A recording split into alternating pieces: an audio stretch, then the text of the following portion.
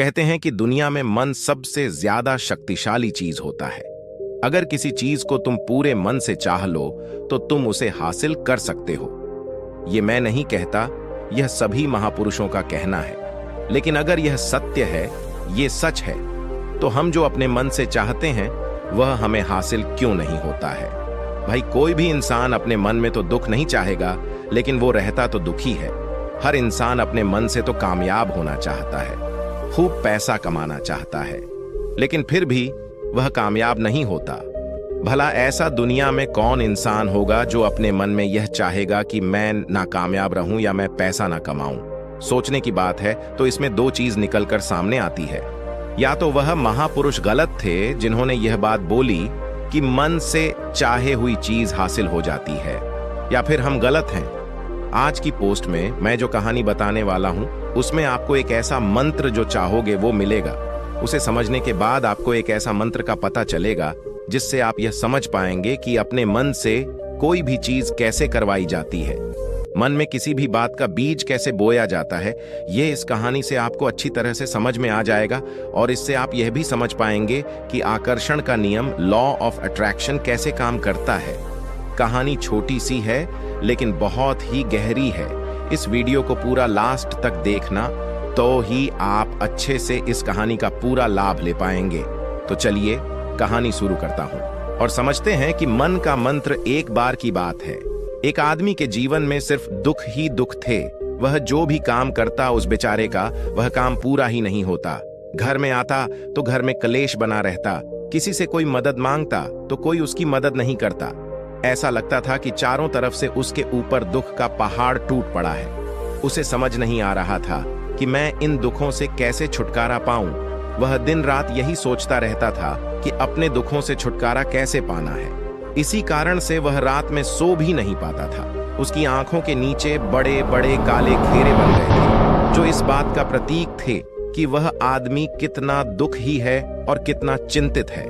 कभी कभी तो उसके मन में आत्महत्या करने के भी ख्याल आते थे, लेकिन अपने परिवार की चिंता करके वह यह कदम नहीं उठा पाता।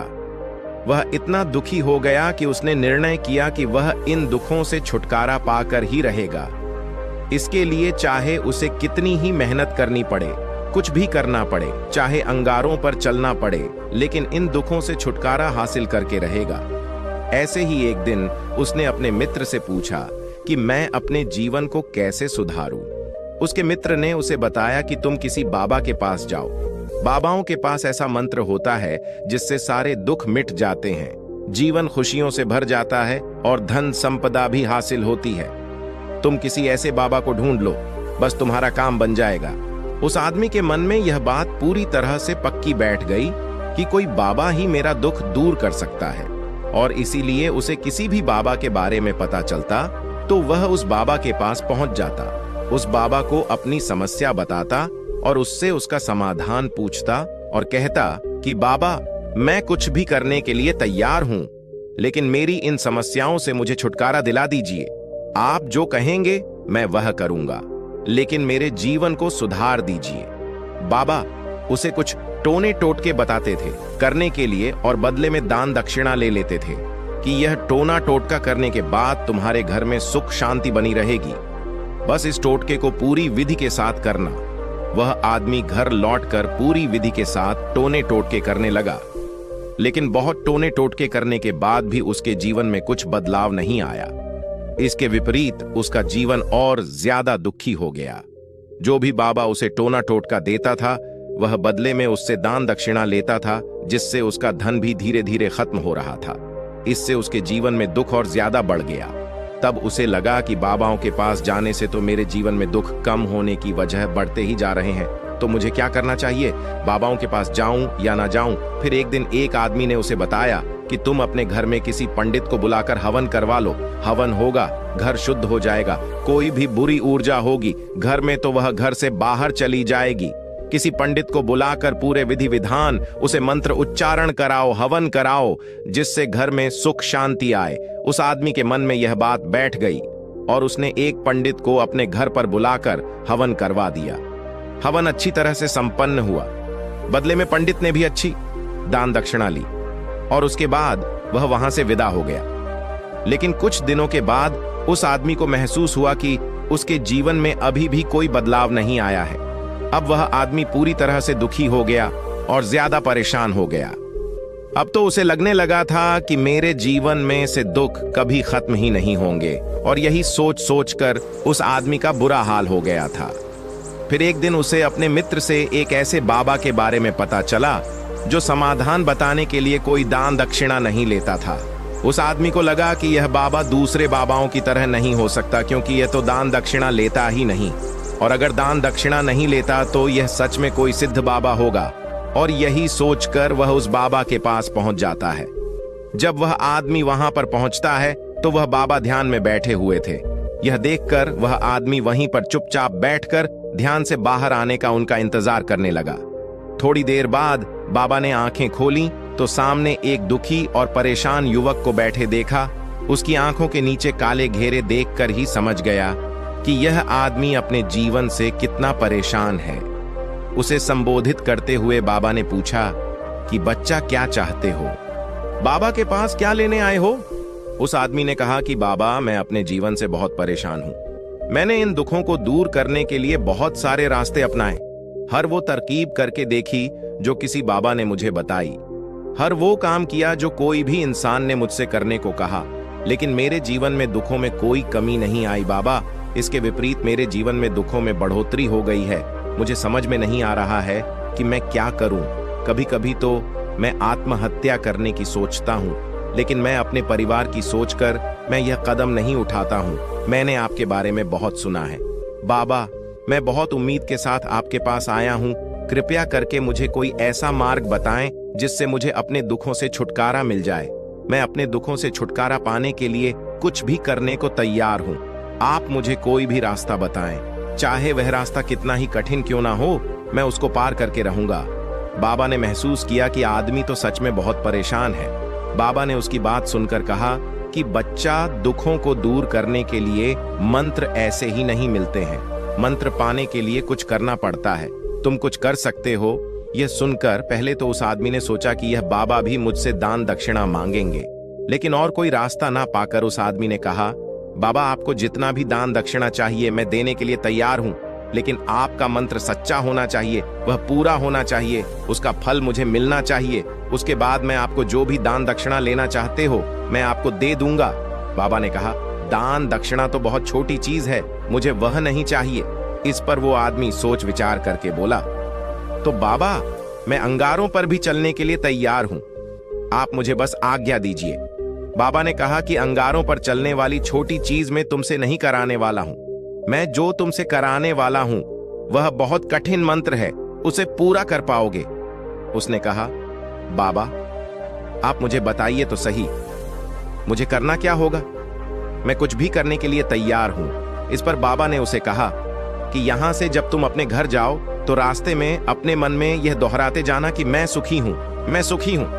बार बार अपने मन में यही दोहराना और याद रहे जुबान पर। यह नहीं आना चाहिए, यह सिर्फ मन में दोहराना है। यह सुनकर वो आदमी बोला, बाबा, बस इतनी सी बात, यह तो मैं चुटकी बजाते कर लूंगा, लेकिन इससे होगा क्या? बाबा बोले कि इस मंत्र को करके तो देखो, वैसे भी तुमने इतने बाबाओं के मंत्र किए हैं तो इस मंत्र को भी करके देख लो। उस आदमी ने सोचा कि बाबा कुछ दान दक्षिणा तो ले नहीं रहे हैं और छोटा सा मंत्र है, इसे तो मैं कर ही लूंगा। वो बोला, ठीक है बाबा, मैं यह मंत्र जरूर करूंगा।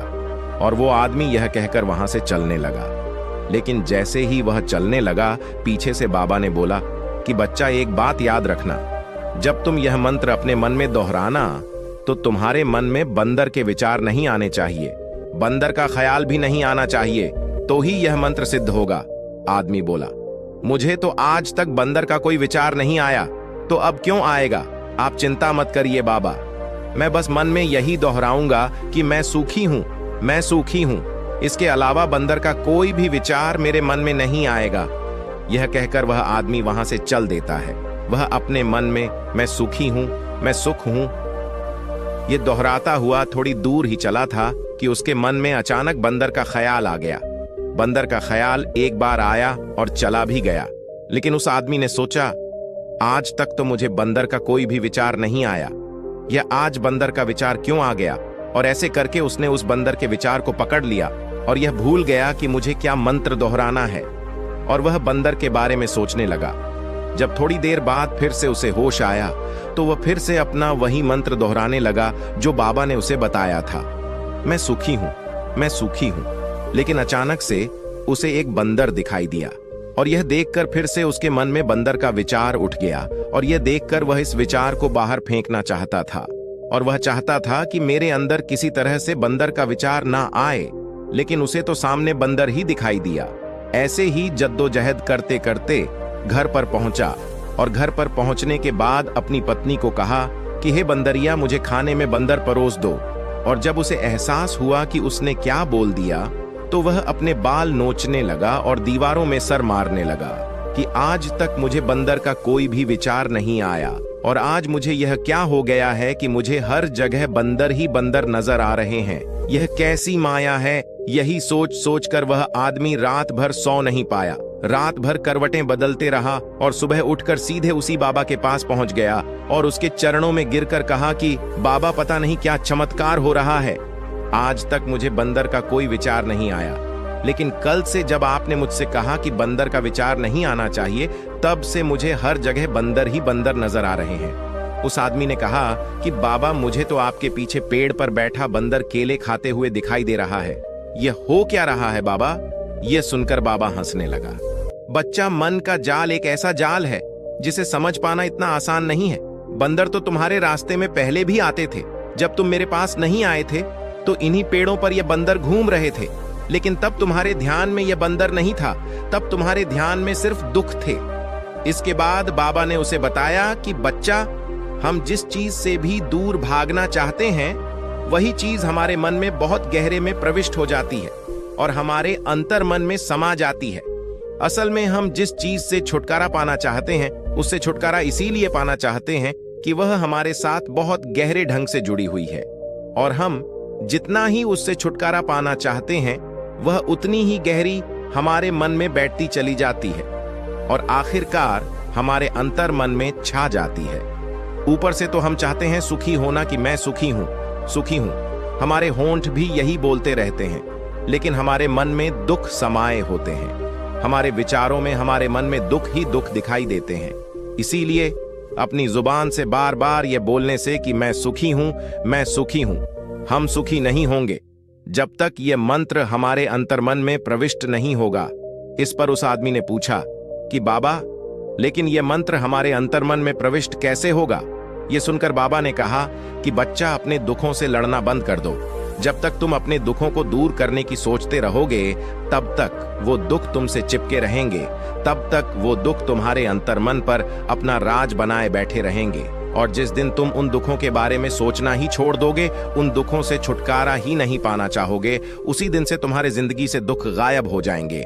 क्योंकि किसी भी चीज से छुटकारा पाने के लिए हमें उस चीज के बारे में सोचना पड़ता है और हम जितना ही उस चीज के बारे में सोचते हैं वह उतनी ही गहरी हमारे मन में प्रविष्ट होती चली जाती है। हम अधिकतर समय दुखों के बारे में ही सोचते हैं। हम यही सोचते हैं कि हमारे जीवन में दुख है और हमें इससे छुटकारा पाना है। इसी वजह से बार बार सोचने से वो दुख हमारे अंतर्मन में प्रविष्ट हो जाते हैं और हमें एहसास भी नहीं होता। इसीलिए अगर तुम दुखों से छुटकारा पाना चाहते हो तो दुखों से छुटकारा पाने के बारे में सोचना छोड़ दो, तुम्हें दुखों से छुटकारा मिल जाएगा। अक्सर आदमी धूम्रपान छोड़ना चाहता है, शराब छोड़ना चाहता है, सुबह अपने आप से यह वादा करता है कि मैं कोई भी गलत काम नहीं करूंगा, लेकिन शाम को जब लौटता है तो नशे में चूर होकर लौटता है। ऐसा क्यों होता है? जो हम सोच रहे हैं वह पूरा कर ही नहीं पा रहे हैं। असल में हम उस चीज को बहुत ज्यादा तवज्जो दे रहे हैं, उस चीज को बहुत ज्यादा अहमियत दे रहे हैं। जब भी हम उस चीज को छोड़ने के बारे में सोचते हैं तो हम उसकी इंपॉर्टेंस यानी उसकी विशेषता और ज्यादा बढ़ा देते हैं। हमारा मन उस चीज के बारे में जितना ज्यादा सोचेगा, शराब या धूम्रपान छोड़ने के बारे में जितना ज्यादा सोचेगा, हमारा मन उतना ही उस चीज के पीछे ज्यादा भागेगा।